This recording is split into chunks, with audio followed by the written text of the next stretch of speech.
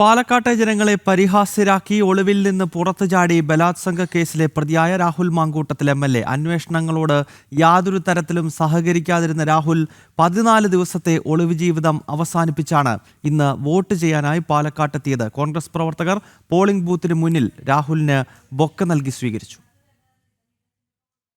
കൃത്യമായ തിരക്കഥയുടെ ഭാഗമെന്ന് തോന്നിക്കും വിധമാണ് ബലാത്സംഗ കേസുകളിലെ പ്രതിയായ രാഹുൽ മാങ്കൂട്ടത്തിൽ MLA പാലക്കാട് വോട്ട് ചെയ്യാനെത്തിയത്.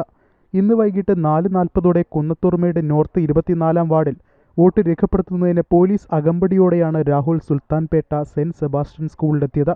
സ്കൂളിന് മുന്നിൽ കോൺഗ്രസ് പ്രവർത്തകർ രാഹുലിന് പൂച്ചെണ്ട് നൽകി സ്വീകരിച്ചു.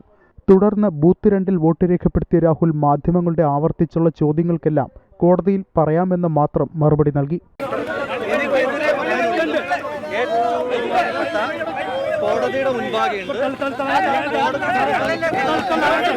അതേസമയം പോലീസും മാധ്യമങ്ങൾക്ക് മുന്നിൽ നിന്നും രാഹുലിനെ സംരക്ഷിക്കുകയായിരുന്നു ചെയ്തത്.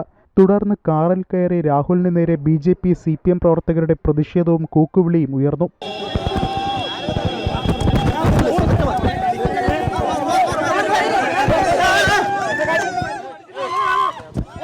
തുടർന്ന് കാറിൽ സഞ്ചരിച്ച് പാലക്കാട് മെഡിക്കൽ കോളേജിന് മുൻവശത്തെ കടയിൽ കയറി രാഹുൽ താൻ പാലക്കാട് തന്നെ തുടരുമെന്നും പറഞ്ഞു. പിന്നീട് MLA ഓഫീസിലെത്തിയ രാഹുൽ മാധ്യമങ്ങളുടെ ചോദ്യങ്ങൾക്കൊന്നും മറുപടി പറഞ്ഞില്ല. ഈ സമയം KSU ജില്ലാ സെക്രട്ടറി ഇക്ബാൽ ഉൾപ്പെടെ പാർട്ടിയിൽ നിന്ന് പുറത്താക്കിയ വ്യക്തിക്ക് സംരക്ഷണമൊരുക്കി. MLA എന്ന നിലയിലാണ് സംരക്ഷണം ഒരുക്കുന്നത് എന്നായിരുന്നു ഇക്ബാലിന്റെ പ്രതികരണം. പാലക്കാടിന്റെ MLA ആണ്, നമ്മുടെ സ്വന്തം രാഹുലേട്ടനാണ്, നമ്മൾ ഇനിയുണ്ടാവും.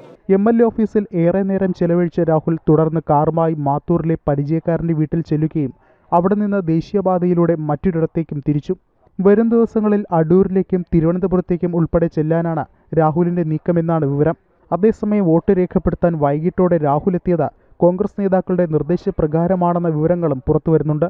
ജനം, പാലക്കാട്.